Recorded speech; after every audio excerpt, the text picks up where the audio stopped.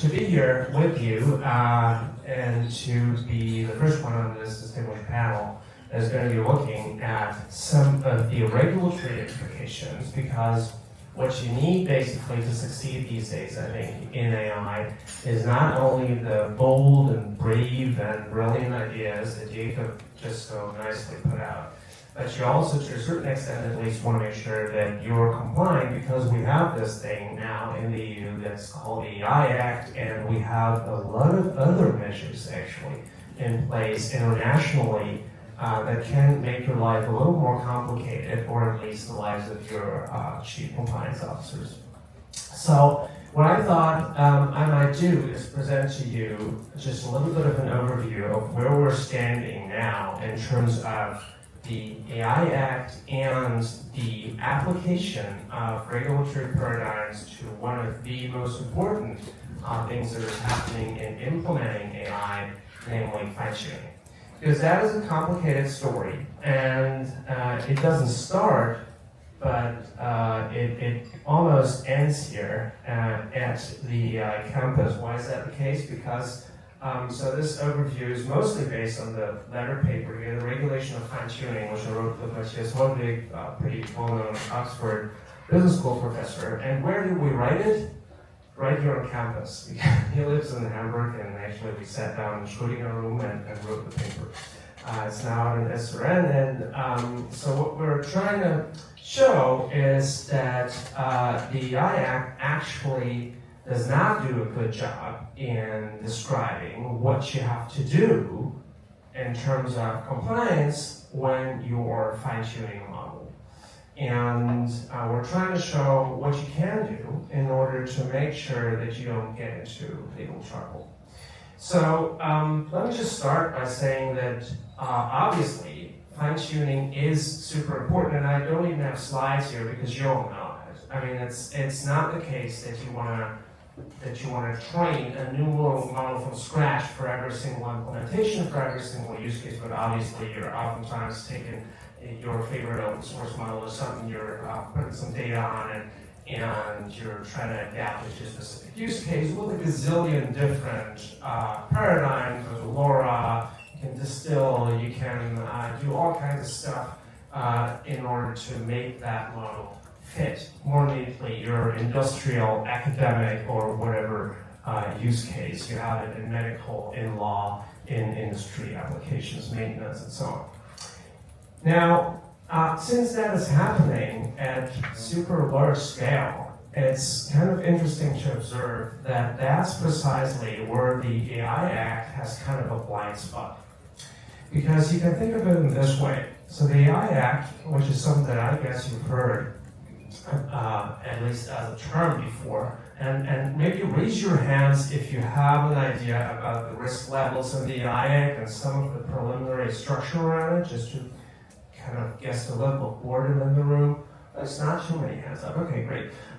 So basically what happened with the AI Act is the EU Commission in April 2021 thought, oh, there's this new thing, AI, that everybody's seemingly talking about, so let's do something about it. And in a good European way, let's do something about it by, on the one hand, of course, trying to somehow foster it with a million kind of bizarre and hard to find programs for investment, but also let's regulate it, right?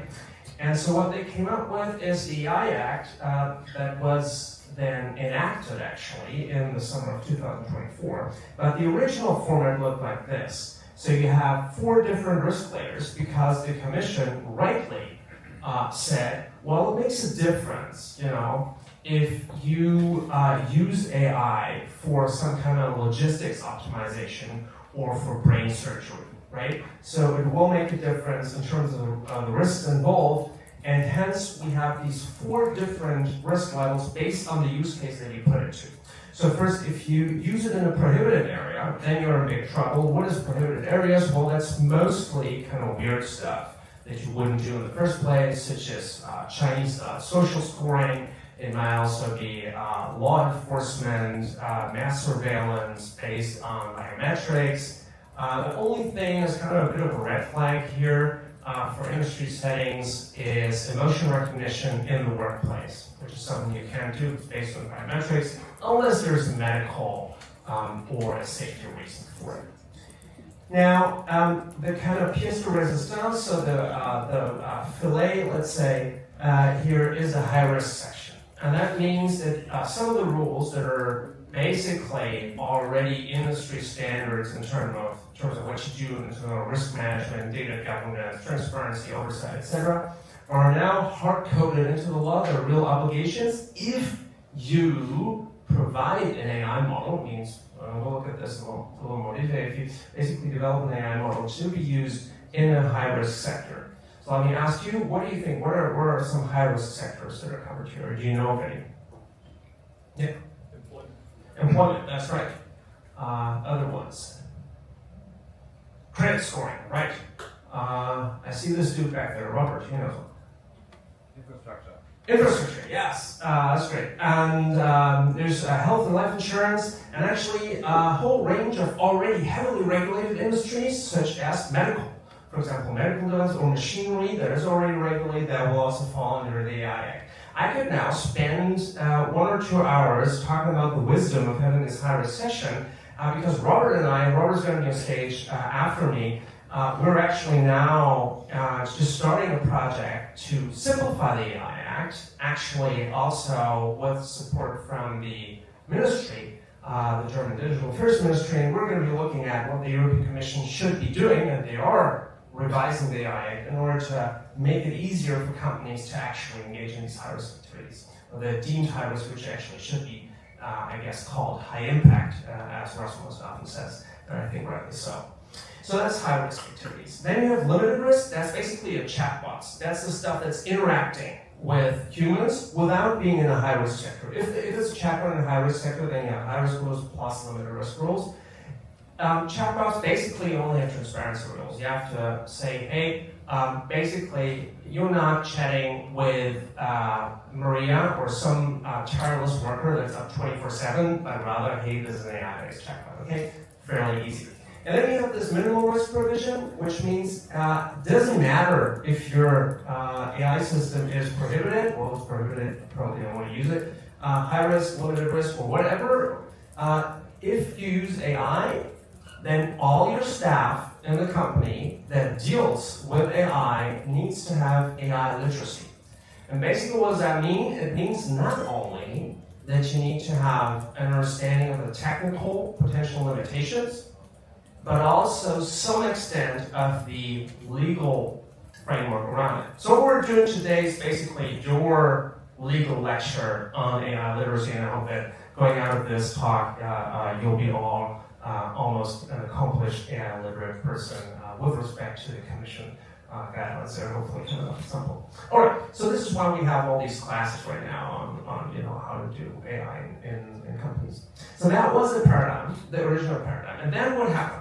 In November 2022, you all know ChatGPT came out, boom, basically wrecked the whole train, the legislative train, and people started saying, hey, what do we do with this?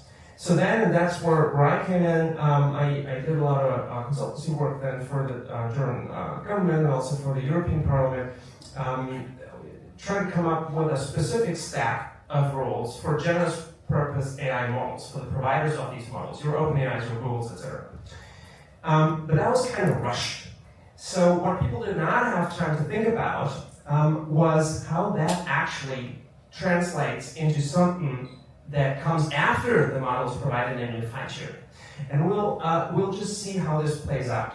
So basically, it is first of all important to remember that the rules for general purpose AI models, they're for providers. In the AI, you have providers and deployers. Providers are basically those who develop, deployers those who use it. All of those rules and general purpose models and high-risk rules, they're only for providers.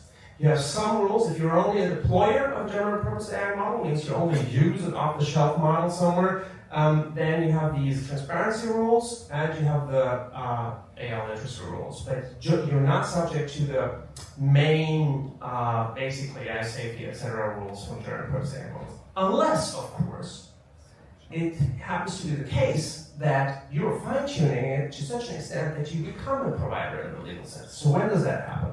First of all, let's look at what a provider even is. So it's an entity who develops or has developed, so basically tells another party to develop for it, an AI system or a GPAI, general purpose AI model, and places it on the market or puts it into service under its own name or trademark.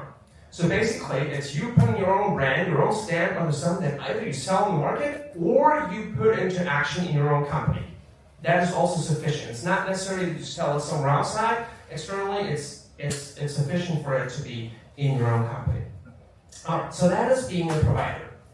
Now, the interesting thing is, with this, you can see, its development. So the AI Act actually targets not only the outcome, which is what liability law does. Basically, you harm somebody, outcome is harmful, you discriminate against somebody, outcome is discriminatory, boom, you can get damages. But rather, the AI Act targets the design phase, so you need to start thinking about compliance by design. How do I actually integrate these provisions into the AI models that are being developed? And now, what are these specific rules for GPAI models, for general purpose AI models? You have two layers, and I think that's basically correct, this setup. The first layer is for all GPAI models. Oh, here's another one, Precious. Welcome to the club. Seems to be the thing of the summer. Transparency and copyright provisions. Basically saying, hey, this is the metadata, this is the kind of repositories, data sets that we use to train the model. Those are the main performance scores, et cetera, and you also need to have a compliance system in place that ensures that you comply with EU text and data mining laws, meaning if some creators, authors, for example, or other copyright holders say, I don't want the model, any model to be trained on my data, then you be able to show that you actually respect this. Does any major company actually have this at the moment? No. But okay, the AI Act is enforced, but it does not. So these GPAI rules, they have entered into force on August 2nd this year. So this is already enforced. But for incumbent models, so for models that have been on the market at that point in time, they only need to be brought into conformity until August 2027. But if you're launching a new model now, then this applies right away. Okay, so that's general rules, basically some transparency, some copyright, that's basically feasible. Now comes the somewhat more difficult stuff, basic AI safety rules. Even those are so basic that most of the labs, at least the more responsible labs, are already incorporating it. Risk management, red teaming, incident reporting, basic cybersecurity, meaning, of course, you need to make sure that you have some kind of guardrail safeguards around the model. This, however, only applies to a subset of GPAI models, namely those with systemic risk. What does systemic risk mean? I guess I should know because I think I'm kind of responsible for this term. I came up with this term when I talked to Kaitsena just 2 years ago at the UN conference, the UN Global AI Summit in Geneva. We were chatting over coffee for a good name for those models that would be subject to the little stricter rules. And systemic risk was operationalized in a way that I don't think is good, so this was not my idea. The assumption is that basically if you train a model, if you use more than 10 to the power of 25 flops in compute, that's approximately where GPT-4 was, and 4.0 and all the other models, or Claude 3 and above, then you're in that systemic risk category.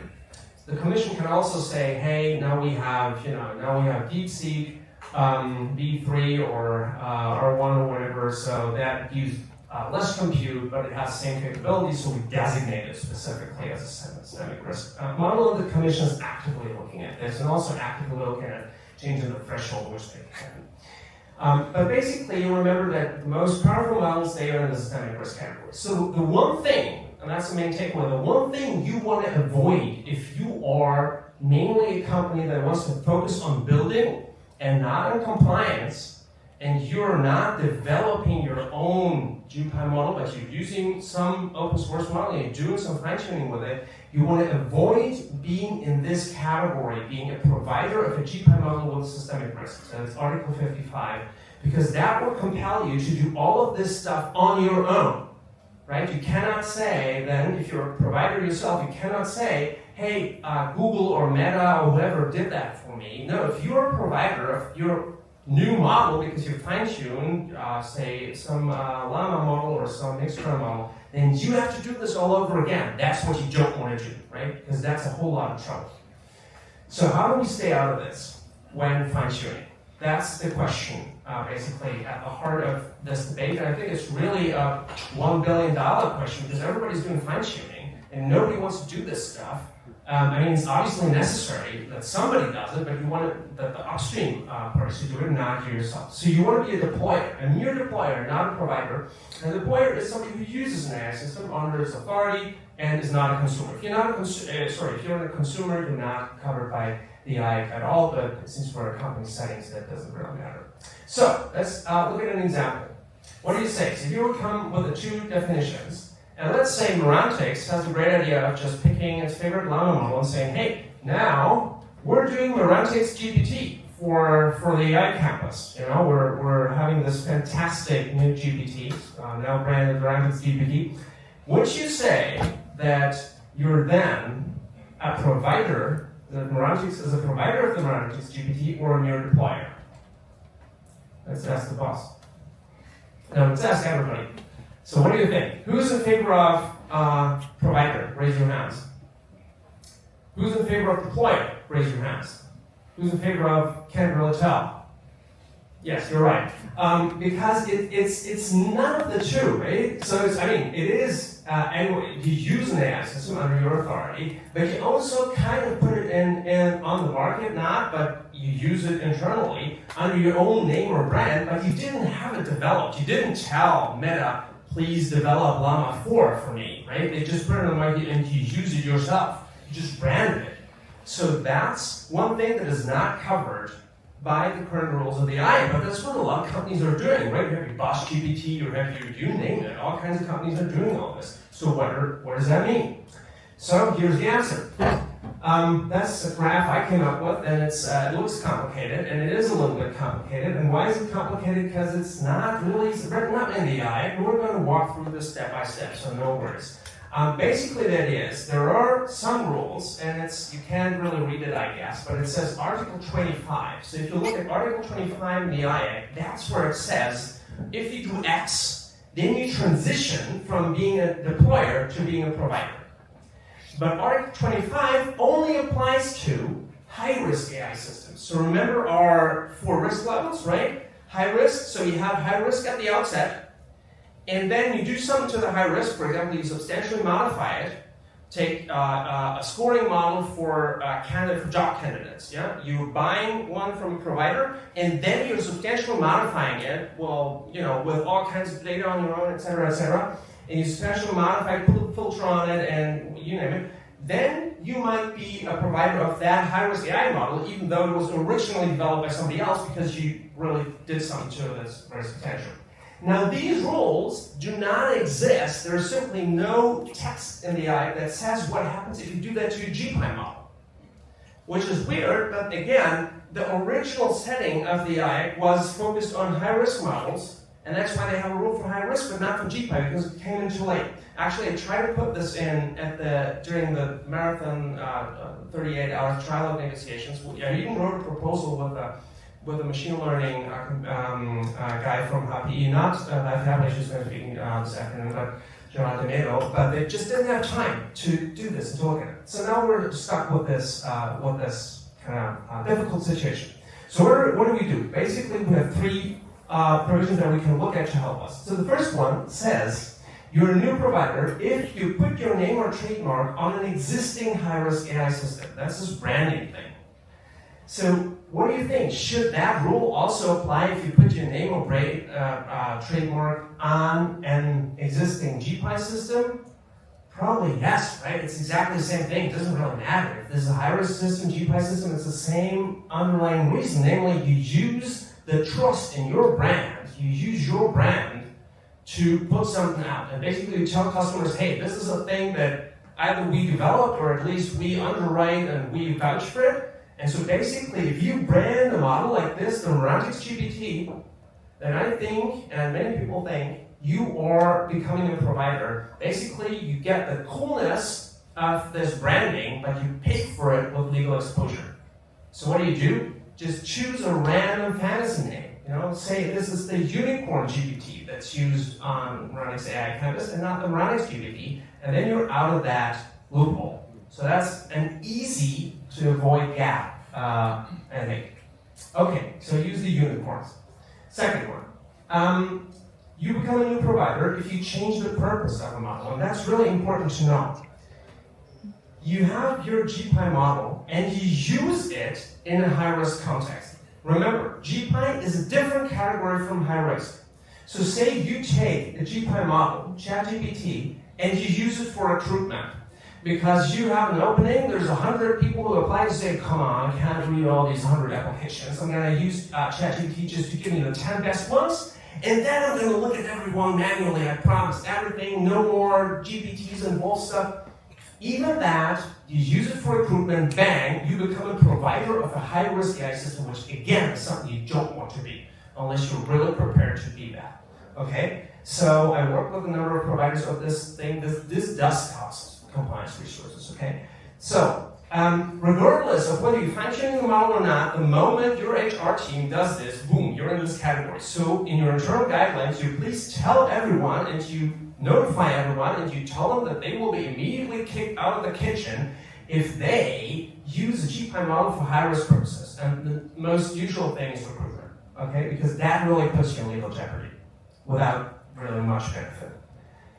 It's not a problem, of course, if you use GPAI outside of high-risk. If you don't use it for brain surgery or for recruitment, you can use it for all kinds of stuff, for coding, etc. That's not a problem at all. That doesn't change you being a deployer to being a provider. But if you use it high risk, don't do that. Okay, second major takeaway. So unicorns, don't use it for high risk. Third one. Now it says you become a new provider if you take a high risk system and make it into a high risk system which has a significant modification. And now the question is, is that what fine-tuning means? Well, probably somehow yes. But again, the legal rule says high risk to high risk. And we want to know what happens if it's GPAI to GPAI. And there is only a recital. A recital means basically an addition to the legal text, an explanation that is not legally binding, but it's used a lot by the courts, and it's recital 109. And that was added later on after the fact because they were able to later on add some recitals. They saw that they had forgotten the fine-tuning thing. And then they said, okay, in the case of modifying the fine-tuning model, the obligations of providers of GPAI model should be limited to that modification of fine-tuning. For example, you only have to disclose the new data sources that you now added and not the original ones. So, what does that mean? Basically, two things. First, RAG and system prompts is not a problem because you're not really modifying the model, you're only adding some prompts to it, you're not modifying the parameters. What happens if you modify the parameters? Now that's an important rule that the commission cannot use. The commission actually made a statement saying, hey, it's the flop threshold. If you, for the fine-tuning, use more than 1/3 of the flops of the original model, then you most likely become a new provider. Is that a lot or not?